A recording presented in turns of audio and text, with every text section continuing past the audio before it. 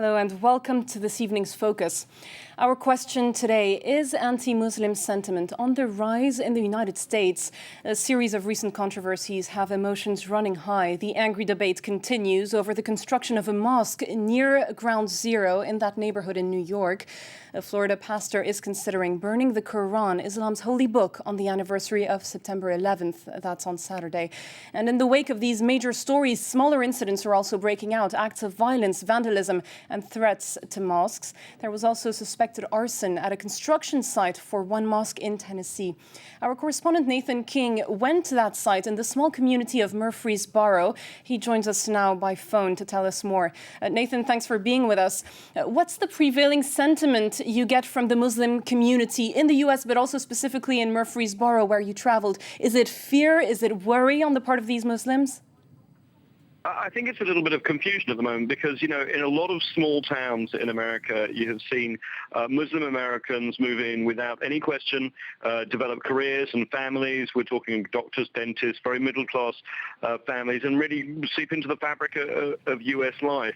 It's only really been recently, and we're talking about the last few months, that there have been objections to mosques being built, or in this case, a larger mosque and a community center being built. It's going to be a big one in Murfreesboro, but not many people have opposed churches or synagogues when similar plans happen, and it really has been a result of the discussion about the Ground Zero Mosque, as it's being called, which of course is an Islamic cultural center with a mosque inside of it, and it really has gone national. So the Muslim community have been a little bit slow to react, if you like, a little bit caught on the hop, and are a little increasingly scared, more so than perhaps even in the days after 9/11 9 years ago. And Nathan, what is really the trigger for this hatred or this intolerance that Muslims have been facing over the past months? Well, I mentioned the Ground Zero Mosque, but also there are other things. Remember, 9 years ago, the towers here in New York came down because of radical Islamists from overseas. We're talking Saudi Arabia. We're talking Pakistan.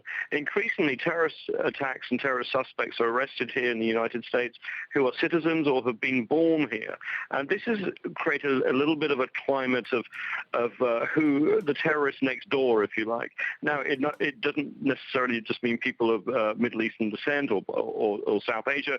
Remember the housewife from Pennsylvania who was blonde and blue-eyed. So there's this feeling perhaps that terrorism isn't over there like Iraq and Afghanistan, as Bush administration said, but also here as well. And that may have fed into the zeitgeist coupled with the mosque.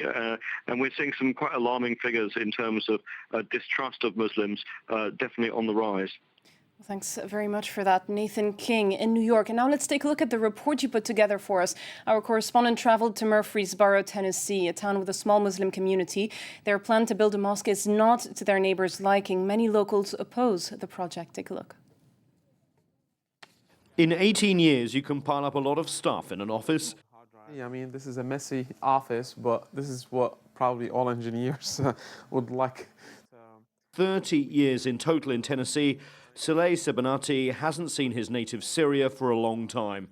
We have been in this community for over 30 years, and we have really wonderful relationship with everybody, and we did not have any problem whatsoever. But recently things have changed, and the small Muslim community in Murfreesboro discovered it has enemies. Lima, Saleh's daughter, is startled. I'm from here, I was born here. I've lived my entire life here. I'm from here. It's really hard to argue that point to people who think that this religion was, or this country was based on the religion of Christianity. At the mosque, the Friday prayer has started. Every Friday, the room is packed. Way too small.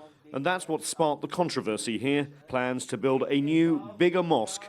Opponents have voiced their opposition, preaching the Imam can't ignore the debate. I believe those people opposing this project, they do not understand the consequence of what they are doing. They are damaging the kids.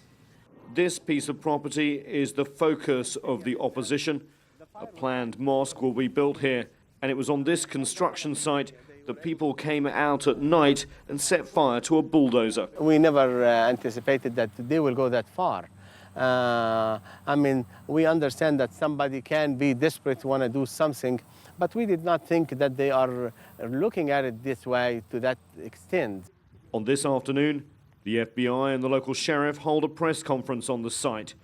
They're announcing to the local media a $20,000 reward to anyone who will give information on the arson. Somebody here in Rutherford County knows what happened here, and so we're just asking someone to come forward. But opposition continues. Kevin Fisher organised an anti-mosque rally back in July. And while he condemns any violence, he still opposes its construction. They're a Sunni-based group. Sunnis are responsible for 80% of the attacks against American forces. On the city plaza stands an old Bible. For Kevin, a symbol of Murfreesboro's identity. Our community was based on this. And Kevin insists he has nothing against Islam. He just doesn't see the need for a bigger mosque in this city. And joining me now on set for more, Mohammed Ali Adrawi, lecturer and researcher at Sciences Po here in Paris and Middle East specialist. Good evening. Good evening. We heard our correspondent earlier saying one of the triggers for these acts of hatred or vandalism was these big national stories we're hearing about, the ground zero mosque, so to speak, that threat, that pastor who wants to burn the Quran. Are these big stories sort of triggering smaller acts of violence on the local scale, do you think?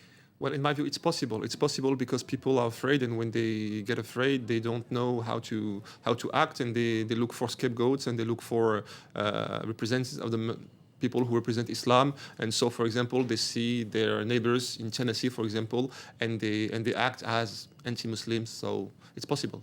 Do you think the media plays a role in this, in that case? Absolutely, but there is another point. You have to distinguish because between several Islamophobias, you have intellectual Islamophobia, political Islamophobia, for example, coming from the Republican Party, cultural Islamophobia coming from average Americans, and the religious Islamophobia, for example, Terry Jones in Gainesville, Florida. So it's possible, and media have a big role to play. Yes, absolutely. So several forms of Islamophobia. Do you believe it's becoming more acceptable, so to speak, more banal, perhaps, to be anti-Muslim in the United States? Is that really becoming mainstream?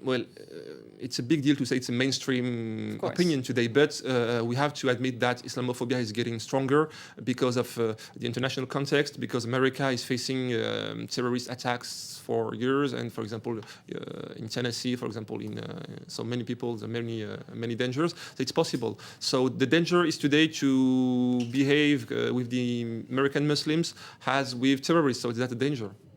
And one last quick question. Barack Obama has reached out to the Muslim community. He did over a year ago in his Cairo speech. He did again today by asking for tolerance and respect. Do you think that will help in any way? Well, it could, but Obama's politics is a long-term policy. So, and the problem is that we have to face is the short-term problems. So Obama is kind of political genius. So in the long term, he's right, but he has to deal with short-term problems, and so that's a big deal. And it's all about climate, and it's all about fear. So. And these are the small incidents that have been breaking out there. Thanks very much for your analysis. Mohammed Ali Adrawi, lecturer and researcher at Sciences Po here in Paris, Middle East specialist. That was this evening's focus. Thank you for watching, and do stay tuned. A new bulletin is coming up shortly on France 24.